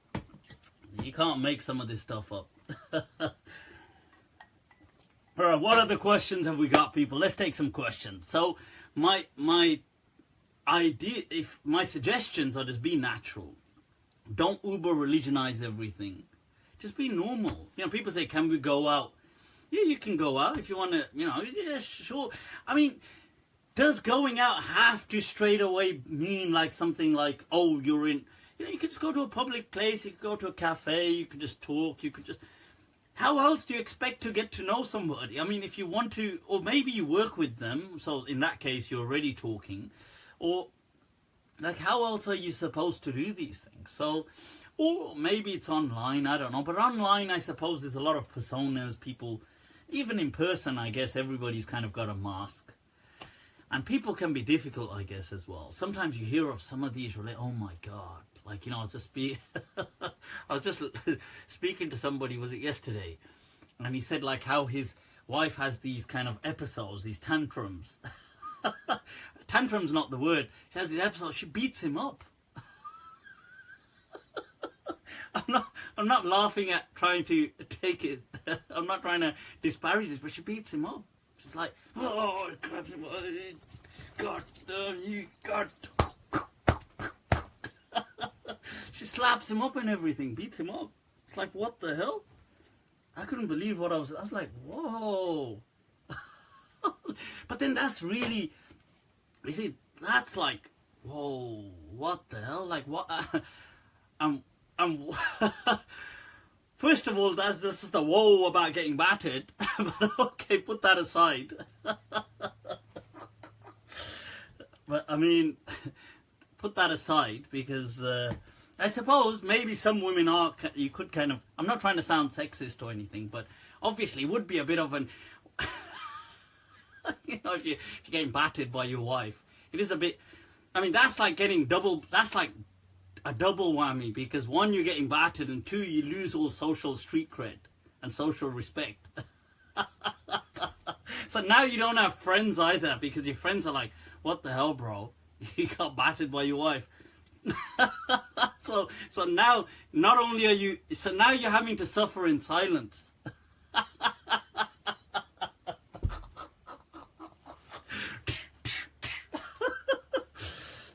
Like, oh, you know, like one of those Sultan Rai movies. So anyway, coming back to this, that's, I'm not trying to treat the topic of domestic violence lightly, of husbands getting battered. I do know this does happen. But, so my point was, okay, put that aside. Why are you in this relationship? Like, I don't understand, like, why you're in this relationship if you are getting beaten up like this time. Okay, even if you weren't getting beaten up, but for somebody to be having episodes around you. I mean, who the hell wants to... Okay, one is like an absolute one-off. Like somebody, you know, maybe somebody just has a... Once in a year, something happened. You know, it could happen to anybody. You know, maybe they kind of flipped and just had a really terrible day. That's understandable. You know, it's human nature. But if there's... This is a temperament. People are having episodes of like tantrums. I mean, who would want to be in an environment like that? Oh my God. That's a nightmare to even think about. It's like, what the hell? You'd have to be thinking like, you'd have to be like, plotting like, Siri, how do I bury a body?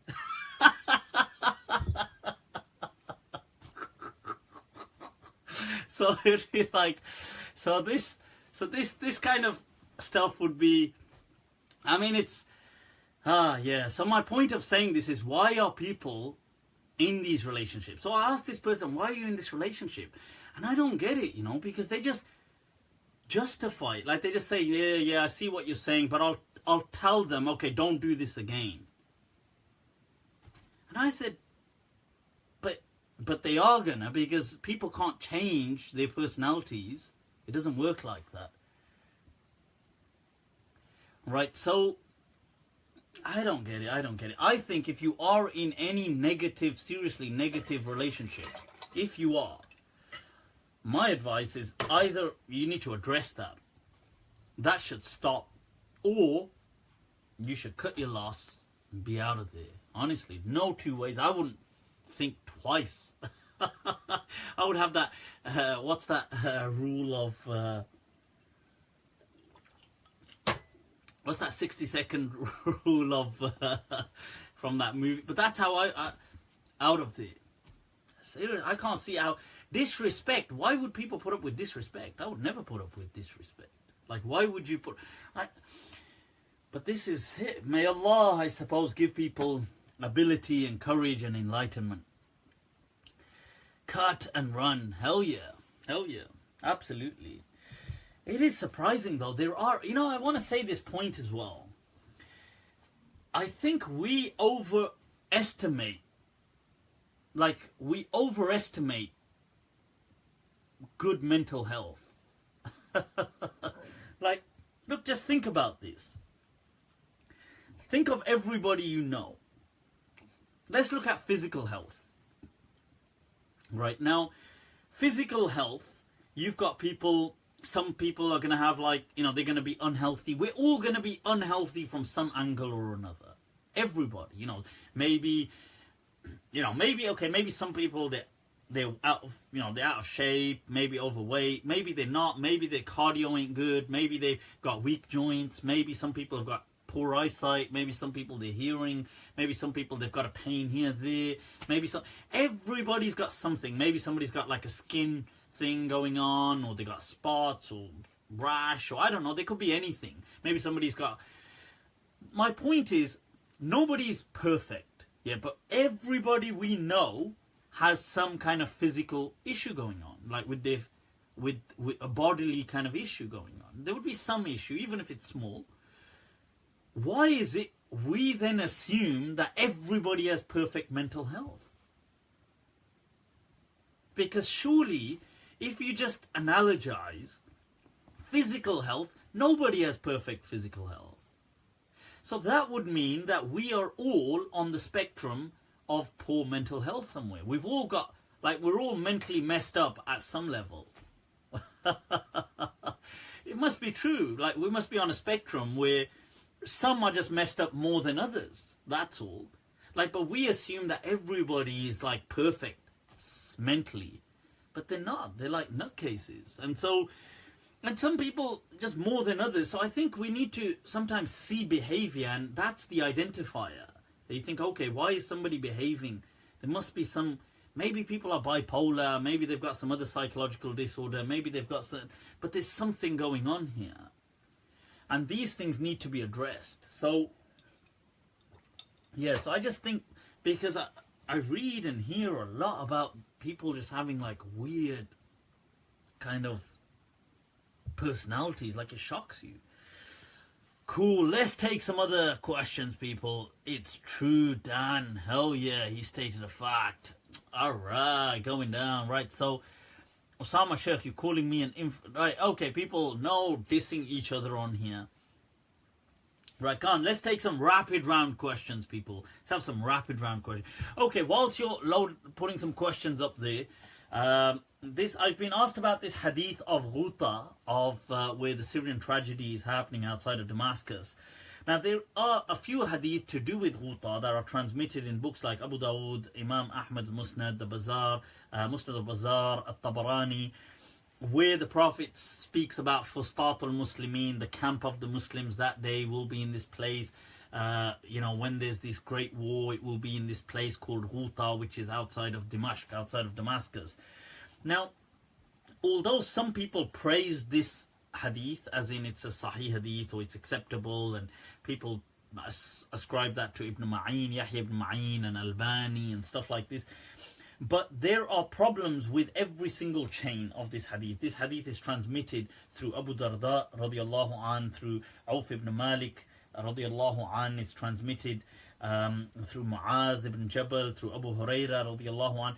Each one of these has a problem. Okay, through Abu Huraira, it's very weak. It's from the it's most likely from the Mursalat of Abi Zahiya, and this is probably most likely a kind of a tradition from Ka'b al-Ahbar, who was a kind of Christian who converted to Islam. Said a lot of things. The hadith of Mu'adh has somebody weak in the chain known as Amr ibn Waqid, who is matruk or accused as a liar. The hadith of Auf ibn Malik. Now, that hadith, although it's in the Musnad of Ahmad and Bazaar and other books, up to 6 people transmit that from him, other than this narration, who don't mention that wording at all. That's problematic. The narration of Abu Darda is transmitted through various people. Each one has a problem with the chain. Makhul transmits it as Mursal. Abu Bakr ibn Abi Maryam from Abdurrahman ibn Jubayr from Ibn Jubayr, who just says a person from the Prophet's family did it. The famous one that's going around is this chain of... Where's it gone? Right, is this chain from Jubayr ibn Nufayr, who's... right, where is it? Right, from Zayd ibn Arta'a, who transmits from Jubayr ibn Nufayr from Abu Darda. This is the one going around on Facebook and stuff like this quite a bit. Now, people who are transmitting this, okay, so there's tafarrud in this chain by somebody called Safwan ibn Amr. But basically, and it clashes, and to sum this up, this is not a reliable narration. Most likely this was made up later on when a lot of these battles took place in early Islam. So the world is not going to end right now. No. I say that and then it ends. I go, the world is not going to end, and then it just ends. But this hadith is not authentic. It is not established. It is problematized. Okay. Let's take some other questions. Who is Ibn Arabi? Is he to Sufism what Ibn Taymiyyah is to Salafism? I don't know, because if he's the same kind of thing, because Sufism doesn't quite work like the way Salafism does work. So Salafism is obviously a methodological movement. which is, I suppose, the Puritanist movement, but it's a methodological movement, which then needs some scholarly precedent. So what they've done is they've recreated this figure, Ibn Taymiyyah, who obviously is a real figure, but they've recreated this side of him. So he isn't what he's perceived to be today. Or, if I'm to be more accurate, what they've done is found a side of him and just kind of augmented it like a million times and made a character out of him. And this caricature that they present today is what carries Salafism on its back. So although Ibn Taymiyyah is a true person, he did exist and he did hold many views like they say he did, but he wasn't like that. There was a much greater side to him, which isn't like, so for example, he was a Hanbali who passionately was Hanbali, followed the Hanbali Madhab, didn't believe in this going against tradition like the way they say. He was actually a powerful component of maslahah, of following welfare, of leaving rulings when it comes to welfare. Famous example of like, can menstruating women do tawaf? He's one of the key people who said yes. And I support that view of his. One of the key people who said the talaq thing, this was all based on maslahah. The Salafis are not really about maslahah at all. So they've taken these rulings, discarded the maslahah, discarded the madhabs, discarded that entire side of his. They've capitalized on him being slightly outspoken. They've used that, and then they've heavily relied on him being like a staunch Hanbali in Aqidah and anti other people in Aqidah. So because he criticized people about beliefs, they've used that and they've recreated this figure. Sufis haven't done that kind of stuff with Ibn Arabi, but Ibn Arabi is a key figure and heavily respected within Sufism for his kind of his insights, mystical insights. So let's take people, shall we say, last 5 minutes, some rapid round questions. Right, let's take some questions. What is Athari Aqidah? Athari Aqidah is simply the Hanbali Aqidah, what they call historically. It's like a textualist, literalist approach to texts. If I'm to be honest, and I know they're going to get offended, and I'm not trying to say this to offend them, but it's an anthropomorphist kind of belief. So it's basically a belief that God is like a body figure. He has a body.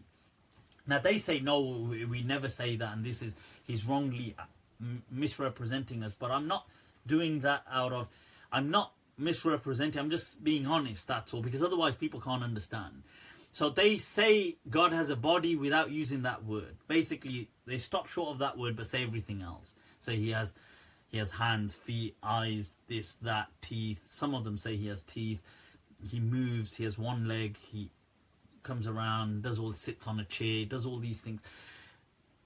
So they have these beliefs about him. I'm not trying to be disrespectful, I'm just being honest. And they are quite strong on this, is the backbone to their belief. So yeah. So let's take some quick questions, people. Yep. Right, so what are some questions, some Q&A, then we've got to wrap this up, folks. We've got to wrap this up. Right, how will people be resurrected? I don't think it'll be anything like we can imagine. That's what the hadith says. Right, mashallah. Right, recite quick Urdu poetry. Come on, people. Don't worry about poetry. Let's take some questions. Where is Allah? I'll call him in. Where is Allah? You know, is he lost that you're looking for him? Where is Allah? What a hilarious joke. Where is Allah? Yeah, Allah gone, yeah? Where's Allah gone? What's that Aziz Miah says in that poem? He says, he says, that poem of his, in that Qawwali, he says, Gum gaya hai kya khuda jo dhoondta phirta hai tu. You know what? Is God lost that you're going around trying to ask, where is God? Where is God? Where is God? Yeah, people ask weird questions. Does God will all bad things? He doesn't will any bad things, but people do the bad things themselves. God is not responsible for the evil. This is another belief that we as Muslims really need to correct. That we have this view that God is responsible for all the evil things on this. We do such a disservice to religion, wallahi. Let's just be honest, man. We're cruel. We are so cruel when it comes to, we diss Allah, prophets, revelation, Islam so bad. We just diss it too bad, man. Like, we're just like, yeah, God does all the evil and what? Even the angels must be like, what stuff is this guy on? We all have free will. Right hand possessor, I haven't spoken about that today. It's too late. Maybe another time. I have spoken in previous Q&A about that. So check it out there. I've given lengthy responses. ما زلت تستخدم يدك اليسرى. Somebody saying you're still using the left hand. هذا هذا هل كتبت هذا منعكسا كذلك؟ Look, I must have written that in reverse too. عفوا سامحني أنا معاق. Excuse me, I must be handicapped, right? So anyway, how do you, what's this? Well, it's okay.